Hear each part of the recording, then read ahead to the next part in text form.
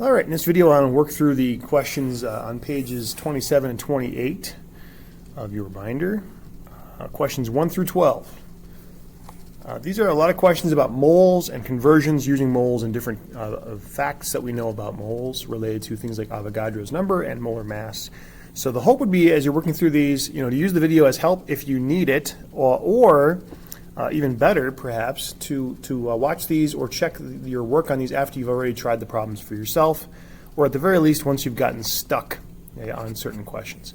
So this first question really isn't a mole question. It's sort of a visual, what we call particle diagram or particulate diagram question.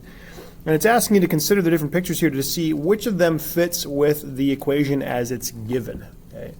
The equation given for the reaction between diatomic A and regular monatomic B to make this compound AB.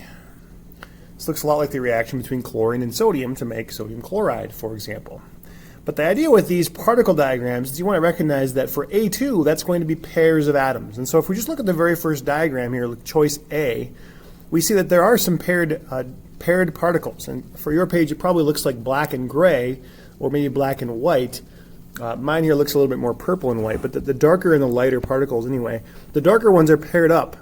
And so those pairs of atoms would represent A2. Just thinking about it, as we look at these pictures, A2 would need to be two particles together, and then B in this equation would be just the single atoms like these. Okay, so as you visualize that or kind of think through these, be keeping that in mind. And perhaps that's very obvious to you. That's good. Then you must have a little bit more of a feel for particle diagrams and how they'll be used to express or show what's going on with a reaction. So which of these pictures, and there's several choices that are correct, would actually accurately represent the equation as it's given balanced here. And that's the idea of one particle of A2, one of these for every two of these to make two of these. That's this ratio that we're looking for, 1 to 2 to 2, okay, in our equation. And so as we're looking at our pictures, the choices where there's one A2 and two B's combined to form two ABs. So you can kind of imagine, if this helps you, I like to have students sort of visualize, if I take an A2 and two B's, sort of circle them, that's this right here. So those particles would represent A2 and two of the B atoms together. So that would represent a group like this group. And then on the other side, in the right-hand box, the after product, two AB molecules, that would be like, this guy right here.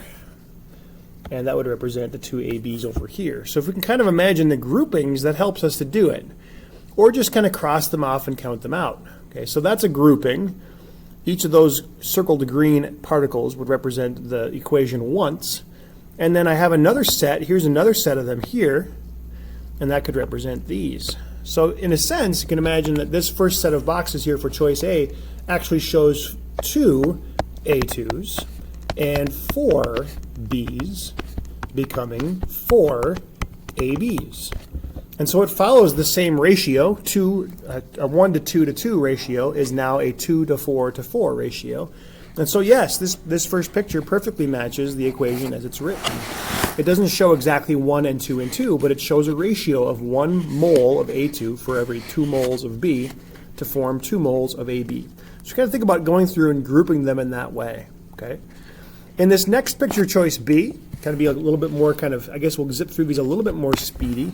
We do have on the left-hand side 3 particles, but they're not quite right. Right? This would actually show 2 A2s and 1 B. And that's not what we're after. That's not going to match the ratio from the equation that we're using. So that's not going to be correct. A was good, but B doesn't show the right ratio. And it certainly doesn't show ABs on the other side in quite the right way either. Okay, what about choice C? If I look at choice C, I can find I've got, let's see, there's 2 B's and 1 A2. Okay, so that's a grouping on the left-hand side. And that would make 2 AB molecules on the other side. That's this right here, right? So the things I've circled on the left would produce the things I've circled on the right. And then what's left? On the left-hand side, I have an A2, and a B.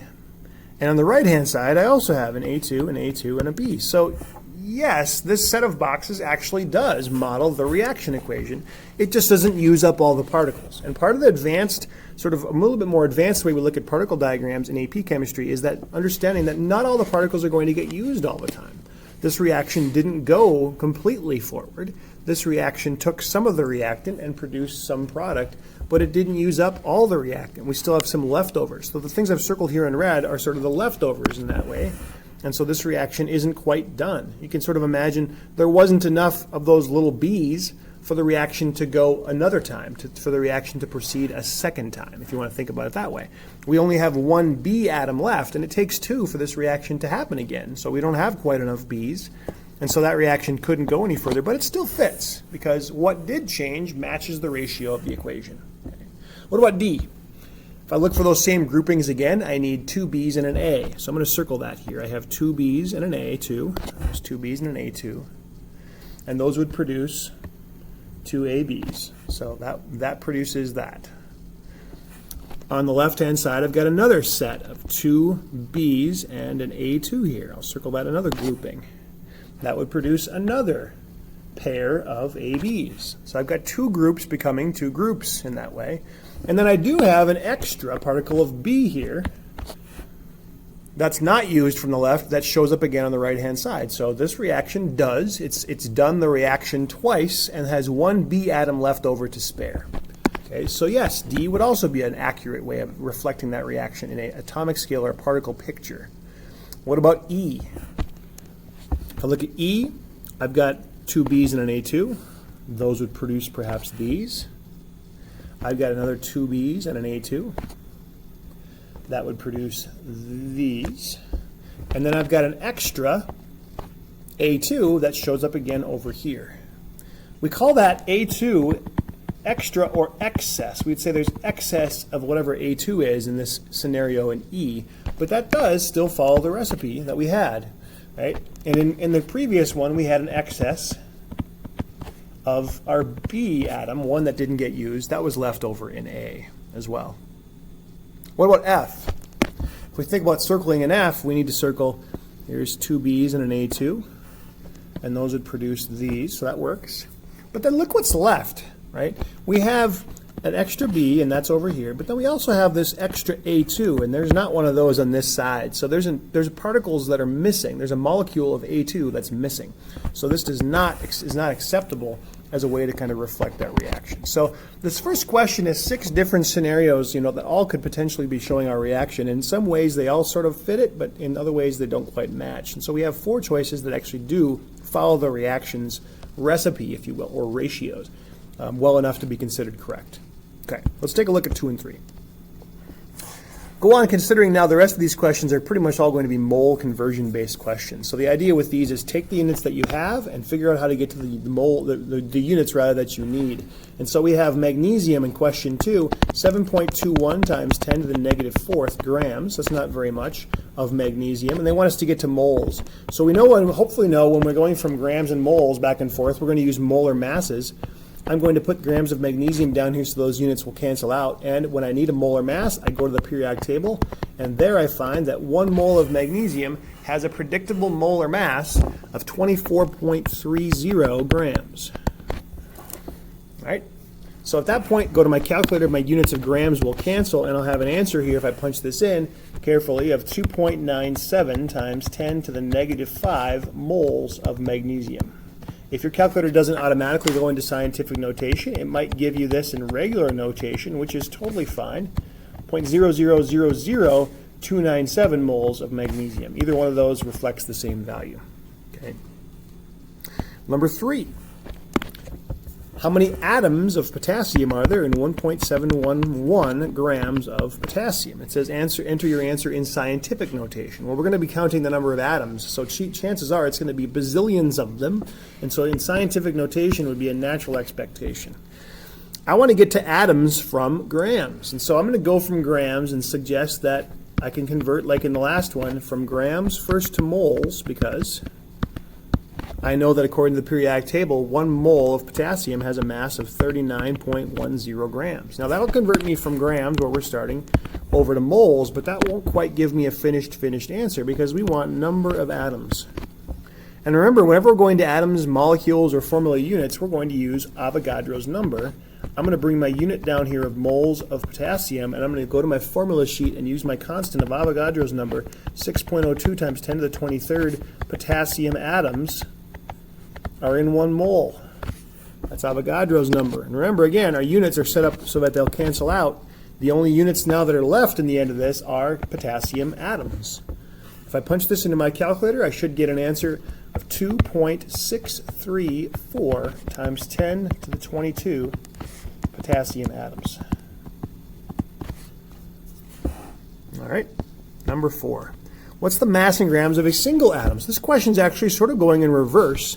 It's having us start with atoms. 1 atom of molybdenum. This is element number 42, abbreviation MO. We want to go from atoms to grams.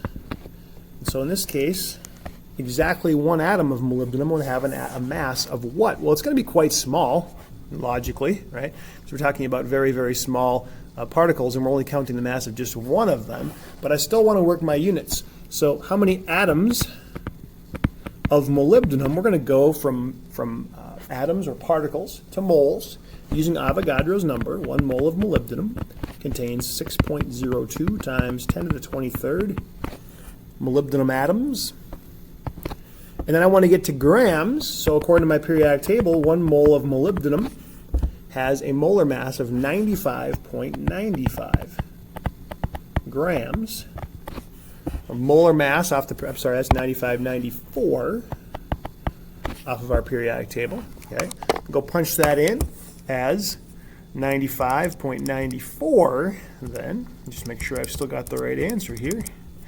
1.59 times 10 to the negative 22. 1.59 times 10 to the negative 22 grams of molybdenum in that single atom.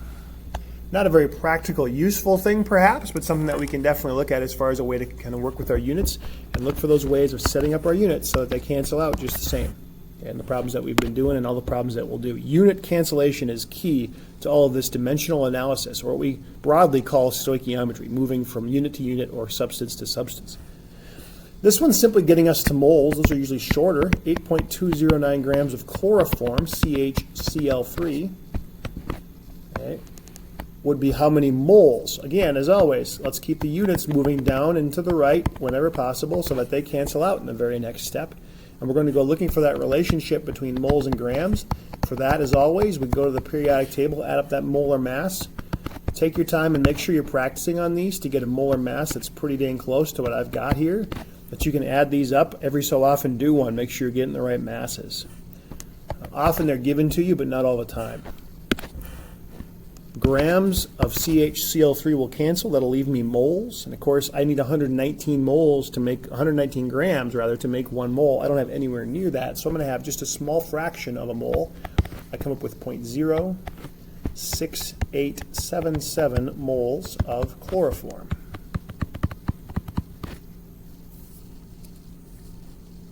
Now, 6, a little different question. We started out with one of these at the beginning of our work with stoichiometry. It says we want to calculate the molar mass of the compound. Molar mass, remember, is always in grams per mole.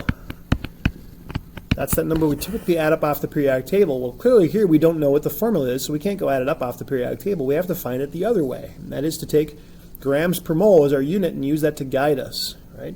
They're telling us in this example that 61.09 grams of the compound is equivalent to 0.406 moles.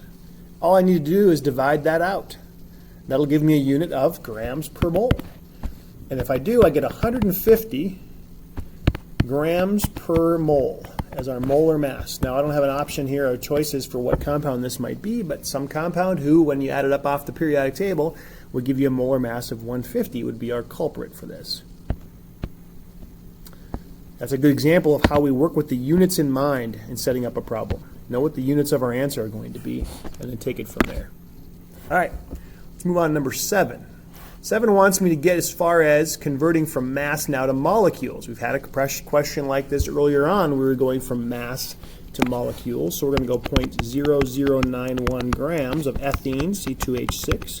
Sorry, ethane, C2H6. We want to get to molecules, so we're going to go there first to moles. Throw my units down to the right so they cancel out here. Diagonal, keep our units diagonal. According to the periodic table, if I add up C2H6, I'll get the molar mass as right around 30. It's just a smidgen over 30, 30.7. And then to get to molecules, that's particles, we're going to use Avogadro's number for ethane and anything else. 1 mole is 6.02 times 10 to the 23rd particles. This one's telling us the noun is molecules. We'll go ahead and use that, but particles would be fine. Our units will cancel, grams will cancel, moles will cancel. The pen changed color, that's always cool. And in the end, my answer will be in molecules, and as I mentioned before, we're going to be counting up molecules in this answer. It's probably going to be a rather large answer, so be aware of that as you go to your calculator, that you're looking for that power of 10. Sometimes that's hiding off on the side. This is going to be 1.8 times 10 to the 20 molecules of ethane, C2H6.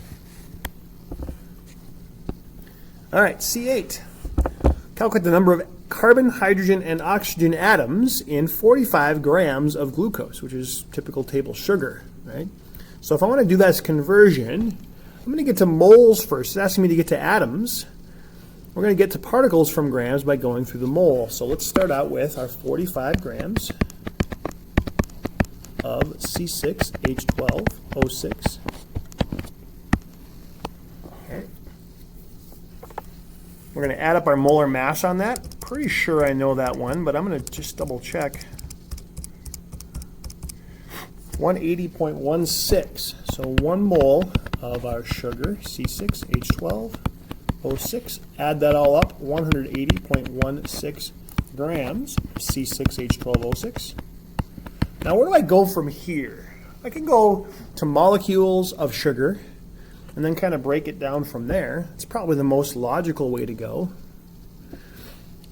If we get moles of sugar, we can take it to molecules of each from there as well. So there's a couple of different ways to kind of continue this problem out. I think I'll just go ahead and go to molecules of sugar.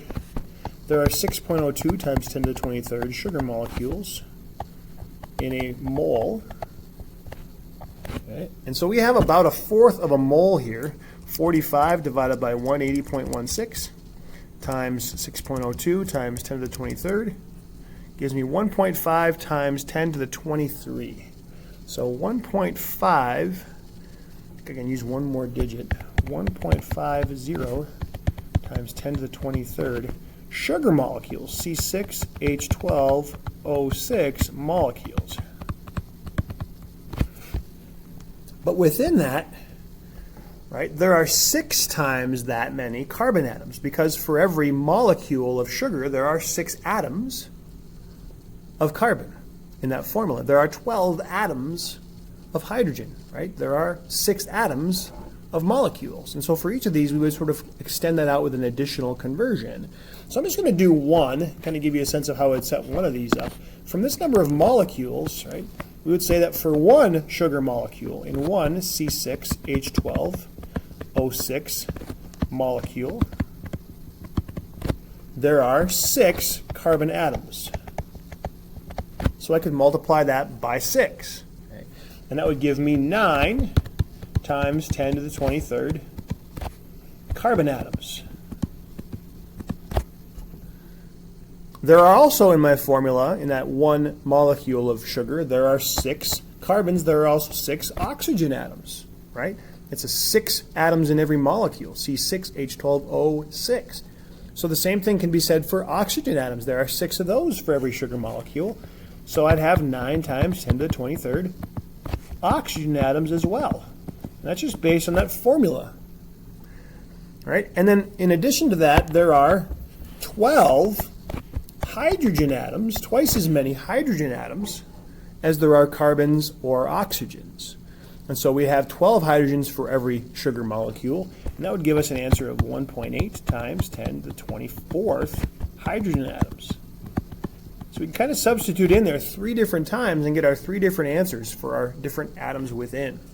Okay, not probably likely that you'd be asked to do all three of those, but it is important maybe just to recognize looking at that there would be more, twice as many, hydrogen atoms as anything else just based on the ratio of atoms within that formula itself. C6H12O6 has a 1 to 2 to 1 empirical formula. That 1 to 2 to 1 ratio says there'll be twice as many hydrogen atoms as any of the others, as either of the others.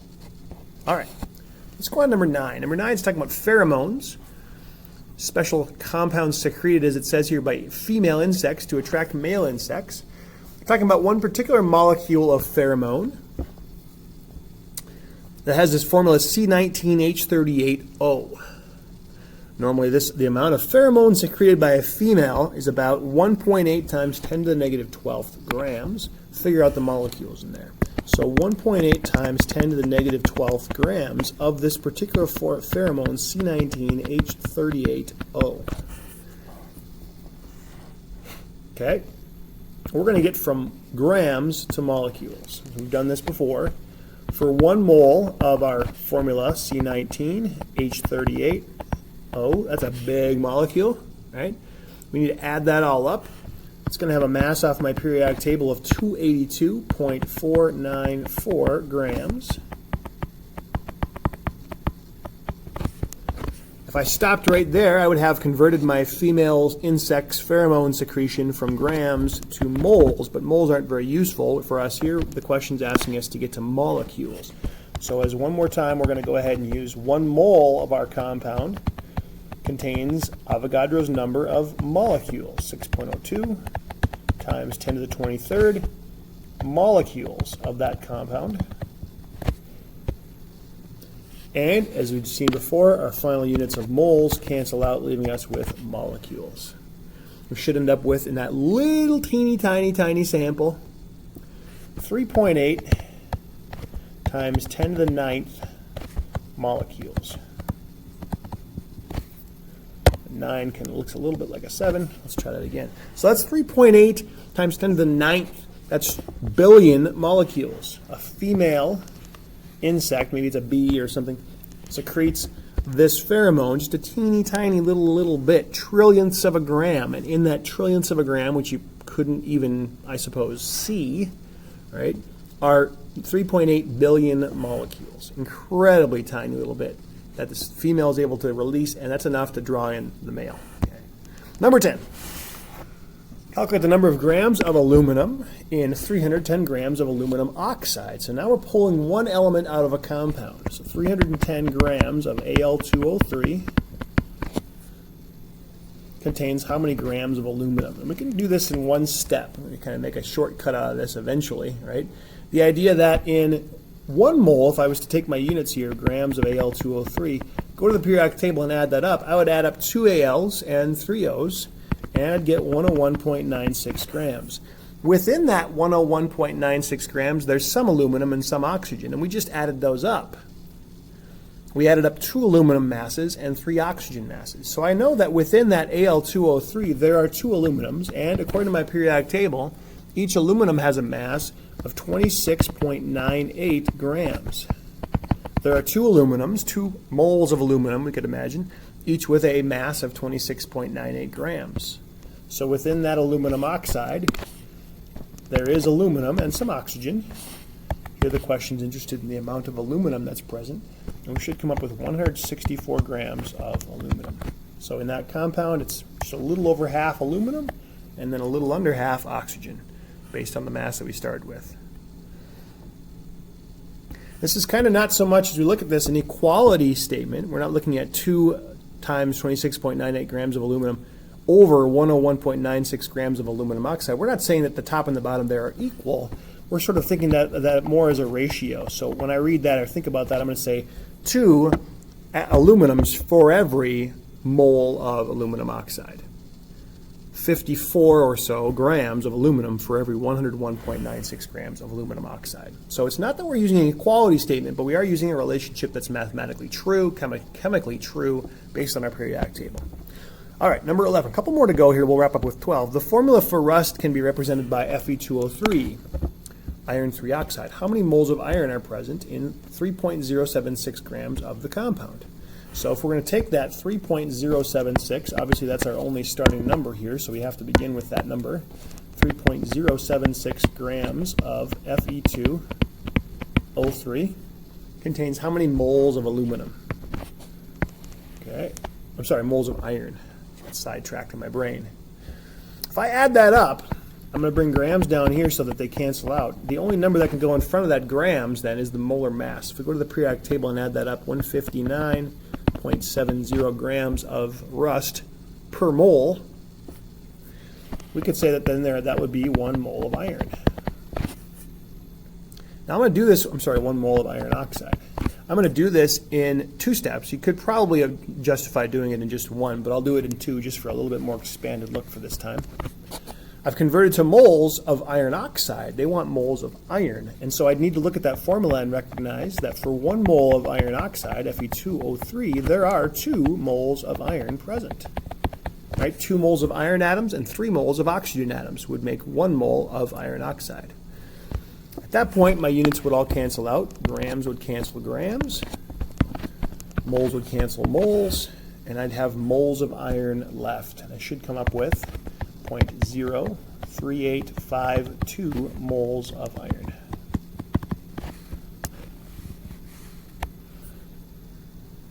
All right. Finally, they want us to look at the cations and anions here in number 12. So cations, remember, are the positive ions. Anions are the negative. In our compound, calcium is the cation. We can look at the periodic table and hopefully predict that calcium would tend to be 2 plus as a cation. And the phosphate ion is a familiar one that has a charge of -3. The number of cations and anions, even if you didn't know the charges, it's not valid to this question or necessary, but you'd need to know that the calcium is positive, a cation, and that the anion is the negative PO4. Even if you don't know the charge magnitude, you need to know that those are the names, and those go with those ions. So in 0.250 grams of the compound, 0.250 grams of calcium phosphate, let's try that again. We're going to get to number of cations and anions. That's like number of particles, right? So we're going to want to get to molecules, or in this case, since it's a compound it's a salt, it'd be formula units that we're going to be heading toward here. And they want us to eventually get the number of cations, so the actual number of particles. So we're going to go ahead and convert this out to particles. First step, I'm going to add up my molar mass for calcium phosphate. That's a lot of atoms, 3 calciums, 2 phosphorus, 8 oxygens, all added together. It's going to have a mass of 310.18 grams for every mole of that compound. Okay, and then I'm going to go all the way to particles because we want to be working in the number of cations and anions, and those are particles. Remember, atoms, molecules, formula units, or even if we zoom in, the ions within those formula units. We can count them using Avogadro's number. So there's 1 mole of calcium phosphate,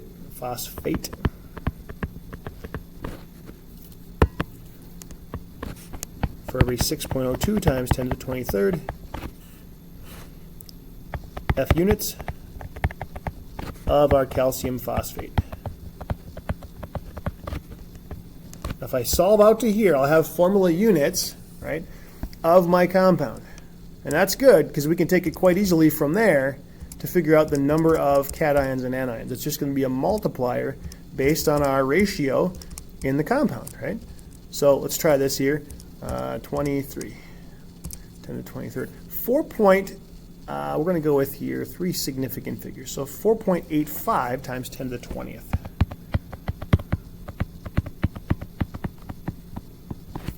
And that's 4.85 times 10 to the 20th formula units of my calcium phosphate. Now they want to know specifically the cations and anions. So we're going to kind of split that up. To get the calciums, we need to recognize that there are 3 calcium ions for every 1 formula unit. Now we can see that here. There's 3 calciums in there for every 1 unit of calcium phosphate. And that's going to give us our answer for the calcium ions. And then down here, we're going to take that a separate way and multiply it by 2 phosphate ions.